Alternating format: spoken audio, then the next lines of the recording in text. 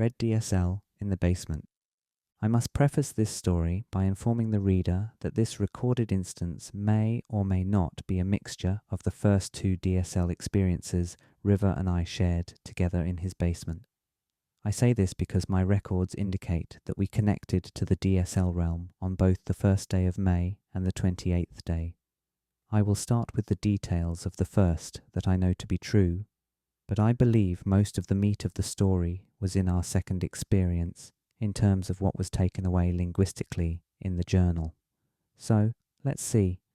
What was undeniably true about that first DSL connection we shared together?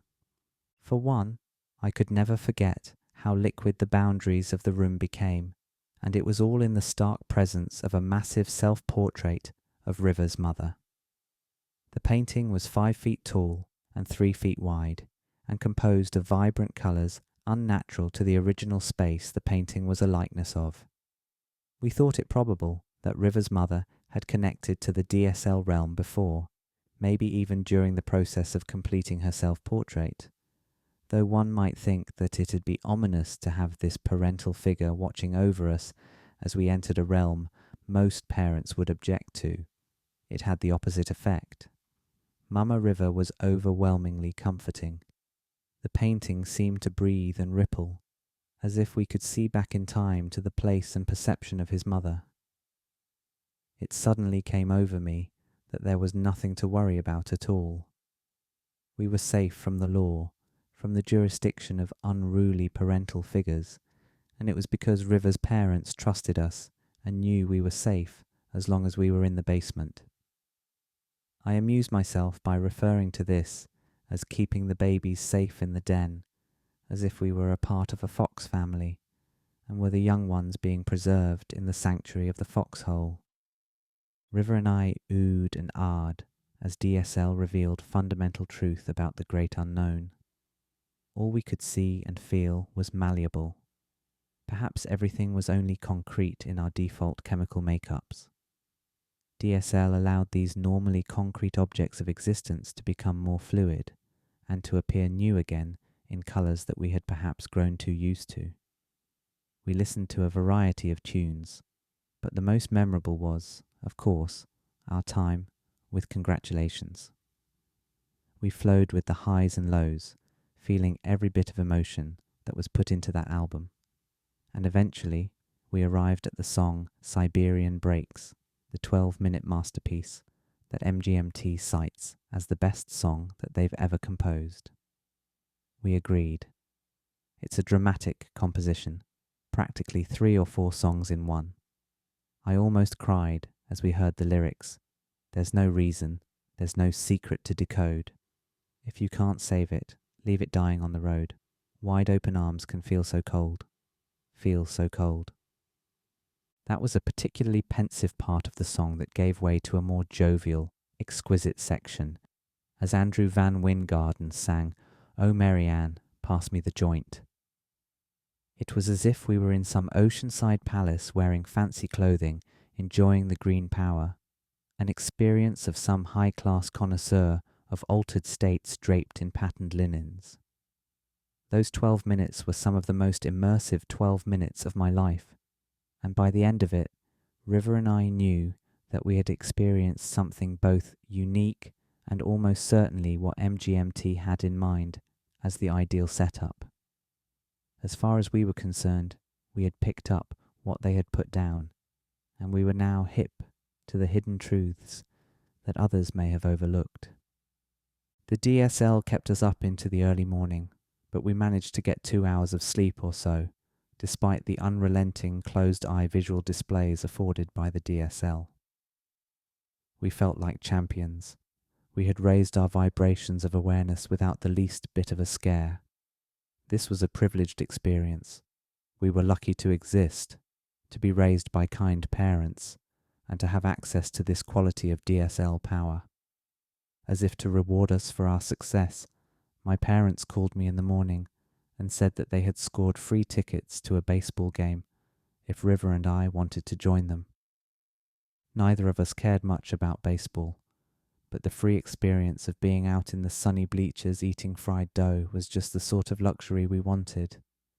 My parents weren't sure why we were so giggly on the car ride there, but they were happy to see us having a great time, and especially to see me with a new, solid friend. The laughter continued in the bleachers, and it seemed that this euphoria we carried over from the DSL would not dissipate any time soon. Fast forward 27 days later, and we repeated the experiment. Here is what I wrote in my notebook that night. We are both chocolate pretzels in motion, the ruthless distraction of a paranormal applicable sign, the creator of death wisdom. The more you incite, the more you delight in future mind and burn in life. Our faces are our souls, and they are the only difference and knowable device. When we die, our faces fly into the dark, and we can only see our eyes. It's just a different disguise, a word for the wise. If you think this is bad poetry, don't worry, because my feelings are not hurt. I wrote in this manner quite a bit back in those days of rising adolescence. I couldn't tell you how I arrived at River, and I being chocolate pretzels in motion, but I remember elaborating that we were sweet and salty, multi-layered and crunchy in our personalities. It was the most appropriate metaphor, I felt, and I'm sure it carried more potency in the heightened state of DSL connection. I was one to let the writing flow, to let the first words that came to mind splatter onto the page and to make sense of it later.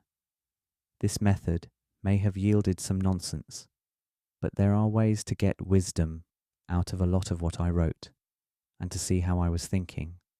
For example, let's take the second part, the ruthless distraction of a paranormal applicable sign, the creator of death wisdom, and pick it apart. I fancied human existence to be a ruthless distraction, so far as we have no choice but to participate in our immediate existence. The fact of having no choice is ruthless, and the fact that there is more to reality, aside from what the default experience affords, can render this default as a distraction. So if human existence is a ruthless distraction, who or what has created this distraction?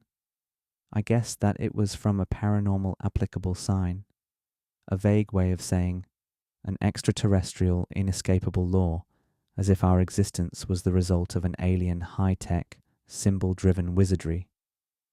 This is the creator of death wisdom, because existence only matters to us in the face of death. We live as much as we can, or at least we should, because we can't bank on the existence of something else after death. This lack of confirmation of an afterlife is a mechanism for leading us to live life to the fullest. So in this way, death wisdom is the manner in which the very fact of death is a teacher. If reincarnation is true, it also makes sense that each life and death is a lesson for a greater soul. Anyway, the reader can see that what first appears as bad poetry is actually an attempt to say something all-encompassing about reality. The second part of that section of writing, about our faces being our souls and the only knowable device, came straight from a DSL gifted visual.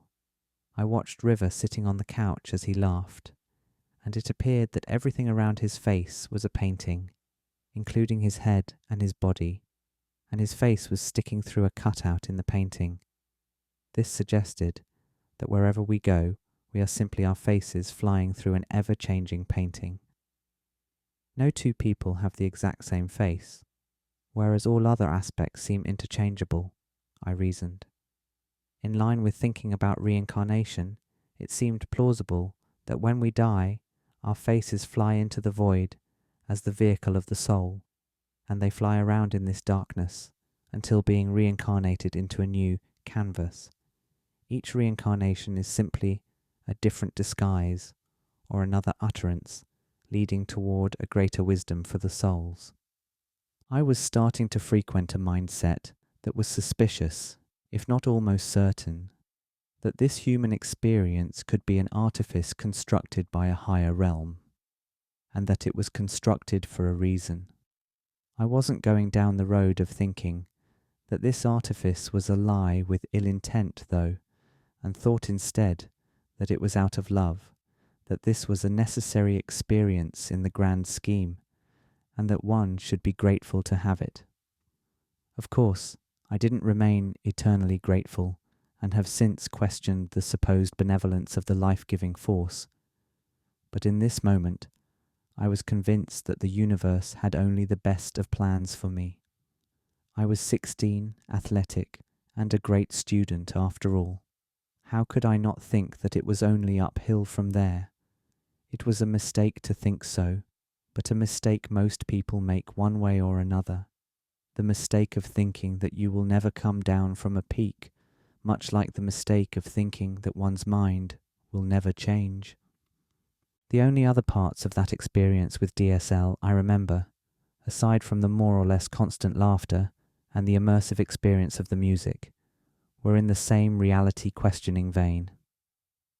In a sort of flash, I had this firm feeling that behind River's basement staircase was a production studio, that the construction of the staircase was a set piece with a dark room behind it and a door exiting to the real world.